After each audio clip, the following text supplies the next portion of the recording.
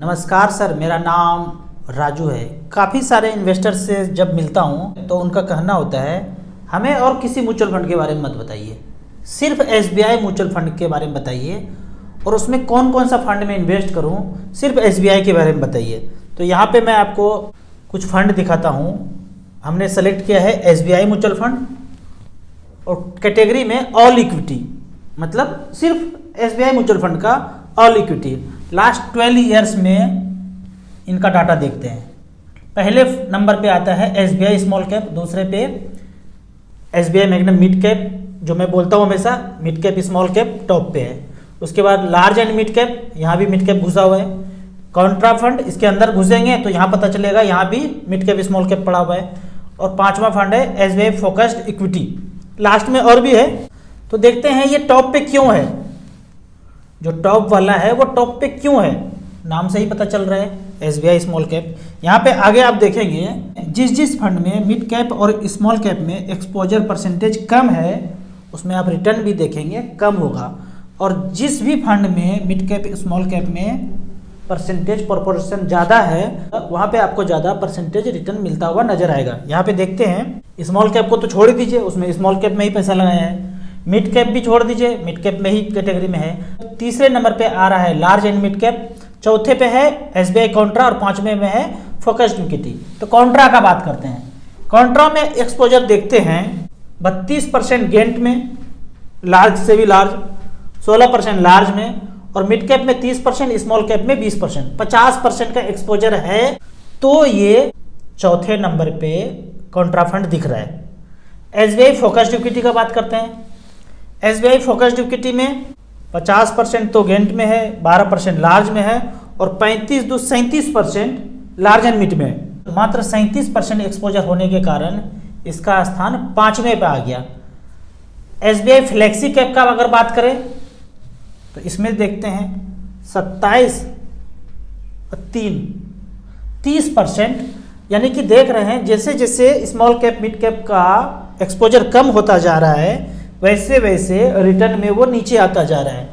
यहाँ पे अगर बात करें, मैं टॉप 5 का फंड आपको बोलूँगा, सजेस्ट करूँगा कि सिर्फ आपको एसबीआई में ही पैसा लगाना है। तो यहाँ पे 10,000 रुपये पर मंथ यदि पिछले 12 साल से एसबीआई के फंड में इन्वेस्ट किया, 2011 से लेकर 2022 तक पिछले 12 साल में पहले फंड ने एसबीआई स्मॉल कैप ने 67 लाख रुपये बनाया है, दूसरे फंड ने मिड कैप कैटेगरी में 46 लाख रुपये बनाया है, तीसरे फंड ने 41, चौथे ने 40 और पांचवें ने 39 लाख रुपए बनाया है, और पांचवा फंड है एसबीआई फोकस्ड इक्विटी।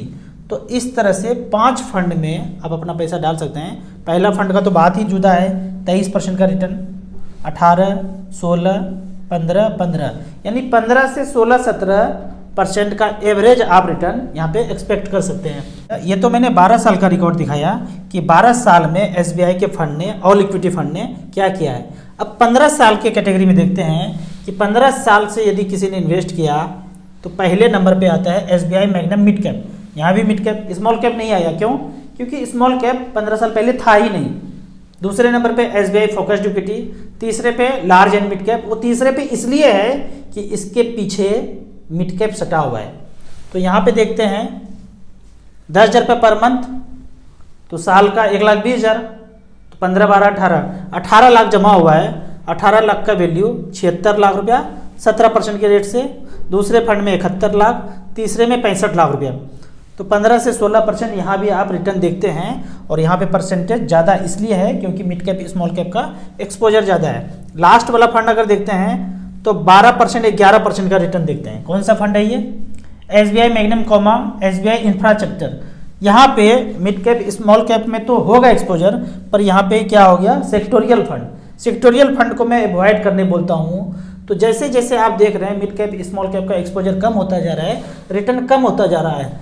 अब एक और उदाहरण लेते हैं, डेट एमआईपी, मतलब यहाँ पे इक्विटी में exposure large cap mid cap small जो भी हो लगभग 15 से 20% है, यानी कि इक्विटी ही एक्सपोजर कम हुआ तो रिटर्न ही देख लीजिए कितना है। 1 लाख का वैल्यू पिछले 10 साल में 2,40,000 बनाया है और रिटर्न 9%। क्यों 9% रिटर्न है? क्योंकि इक्विटी में एक्सपोजर ही कम है। ये तो हुआ डेट एमआईपी का बात, जहां 15-20% इक्विटी का एक्सपोजर होता है। प्योर डेट फंड जहाँ मतलब इक्विटी 1 रुपया भी लगा नहीं होगा। तो ऐसे में देखेंगे रिटर्न अगर 8%, 7%, 6%, 5% ऐसे ही होगा। अगर आपको रिटर्न 12, 15, 20, 22 चाहिए तो इक्विटी में इन्वेस्ट करना पड़ेगा। इक्विटी में भी अगर देखना है उससे ज़्यादा रिटर्न लेना है एवरेज से ज़्यादा तो मिड कैप स्मॉल कैप में जाना पड़ेगा किसी को। तो यदि किसी को 10,000 रुपये पर मंथ करना है तो 2-2 हज़ार का 5 फंड SBI का जो टॉप फंड है उसमें आपको इन्वेस्ट करना चाहिए। फंड का नाम है SBI small cap, SBI magnum mid cap, SBI large and mid cap, SBI Contra और SBI फोकस्ड इक्विटी। इस 5 फंड में 2-2 हज़ार रुपया करके 10,000 का SIP चलाएंगे। बीच बीच में आपके पास टॉपअप करना है, कहीं से पैसा आ गया 10,000, 20,000, 25,000 तो पहले फंड में स्मॉल कैप को छोड़ दीजिए, वहाँ लमसम नहीं ले रहे हैं, पहले फंड में टॉपअप कर देंगे। इस महीने पैसा आया एक्स्ट्रा 10,000 यहाँ कर दिए या 50,000 कर दिए, अगली बार दूसरे फंड में टॉपअप कर देंगे, फिर अगली बार पैसा आएगा तीसरे फंड में कर देंगे। इस तरह से बराबर बराबर सब में इन्वेस्टेड रहेंगे तो आपको 15, 16, 17% का रिटर्न आ जाएगा। अब 2 कमेंट्स का बात करते हैं। कमेंट में क्वेश्चन पूछा जा रहा है, मैं कोशिश करूंगा हर वीडियो में 2-3 क्वेश्चन का आंसर दूं। म्यूचुअल फंड में इन्वेस्टमेंट एज अगर 17 साल है तो कैसे इन्वेस्ट करेंगे? अभी एज 15, 16, 17 ही है, खोपड़ी का ब्लूटूथ ऑन हो चुका है। तो क्या करेंगे? पेरेंट्स के नाम पे इन्वेस्ट कर देंगे, भाई बहन होंगे किसी के नाम पे कर देंगे जिनका एज 18 से ऊपर है। बेहतर है कि मम्मी के नाम पे इन्वेस्ट कर दीजिए, उनका पैसा भी तो आपका ही पैसा है, उनके नाम पे इन्वेस्ट कर दीजिए। जब आपका 18 होगा तो अपने नाम पे इन्वेस्ट करना शुरू कर दीजिएगा। अगर फादर के नाम पे आप इन्वेस्ट कर देते हैं, पैसा अपना लगाते हैं, बाकी सब कुछ उनका होगा, तो क्या पता उनका भी ब्लूटूथ ऑन हो जाए तो वो भी पैसा इन्वेस्ट करना शुरू कर दें। तो ये तो एक हो गया। अगर नॉमिनी अनपढ़ हो तो कैंसिल चेक कैसे लगाया जाए? नॉमिनेशन के केस में भी KYC में भी कैंसिल चेक मांगा जा रहा है, या बोल रहे हैं नॉमिनी अगर अनपढ़ है, अगर अनपढ़ भी है तो भी उनका बैंक अकाउंट खुलता है, अंगूठे लगा के उनका अकाउंट खुलेगा और चेक मिलेगा। ऐसा बात नहीं है कि चेक नहीं मिलेगा। और यदि मान लीजिए चेकबुक नहीं है तो बैंक का स्टेटमेंट है, पासबुक है, वो लगाएंगे तो चेक की जगह वही काम आएगा।